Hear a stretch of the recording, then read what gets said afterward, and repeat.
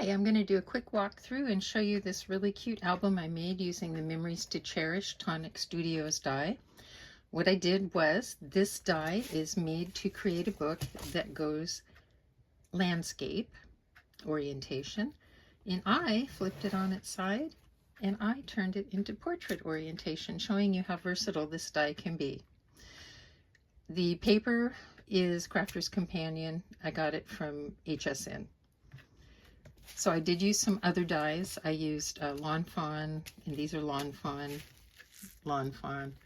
These are Karen Burniston. They're so cute, little flamingos. All right. I made a tie out of seam binding. This is my first page set, and I just made a very simple waterfall. This is included in the Tonic Studios die set with this book die. And you also get the mechanism, so if you want to make a mechanism, one that, you pull and it flaps up nicely, you can do that as well. I just wanted mine to be simple. I just used a Spellbinders die that created a frame. I really like this style, so I thought it was pretty. And then using the Tonic Studios dies that came in the Memories to Cherish album set, I made these cute little tags, and I just decorated them with stickers. I think they're adorable. Look at that. And then I used 49 and Market rub-ons to make this little vellum envelope decorated. I just thought that would be cute. On the next page, I created I didn't create, excuse me, only God creates. I made a tuck spot. And I used the little flamingos down here again. As you can see, I just think they're adorable. And on this one, this vellum envelope, I just did some inking in the background, which really doesn't show up on camera very much. And then I just used some little stickers that I had to decorate it and put these little guys down at the bottom. So see? And I can put anything I want in my tuck spot.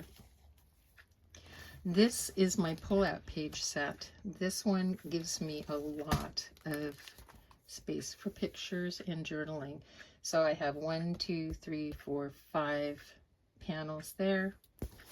And then in this direction, I have 1, 2, 3, 4. And then on the next page, I have my little up and down flip flap. And I made this tag using, once again, a die from their collection.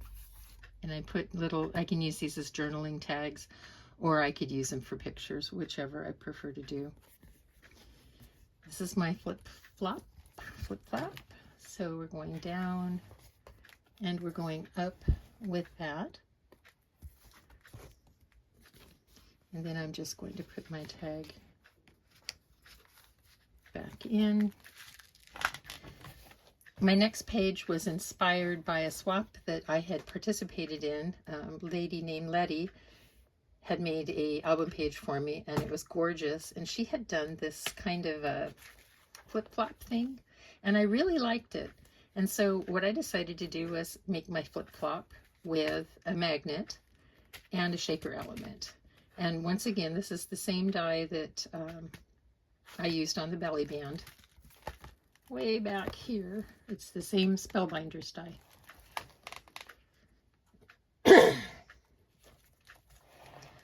My very last page, I just did a pocket. So what I did was I took my designer, I call it designer paper, my patterned paper, I guess. And I had cut a layering piece. And I ended up just folding it in half to give it some strength and glued it down on these sides right here to create my pocket. I took another vellum envelope and used some of the same rub-ons just to decorate it. Thought it was cute. And then I made another tag. The very back, I also put some strips of paper just in between here. I do have a 1/2 inch width. I made my own spine because I wanted to have a lot of width because I have that big pull-out page, and I may do 3D embellishments. I never know what I'm going to do, So I just wanted to make sure I had enough room for everything.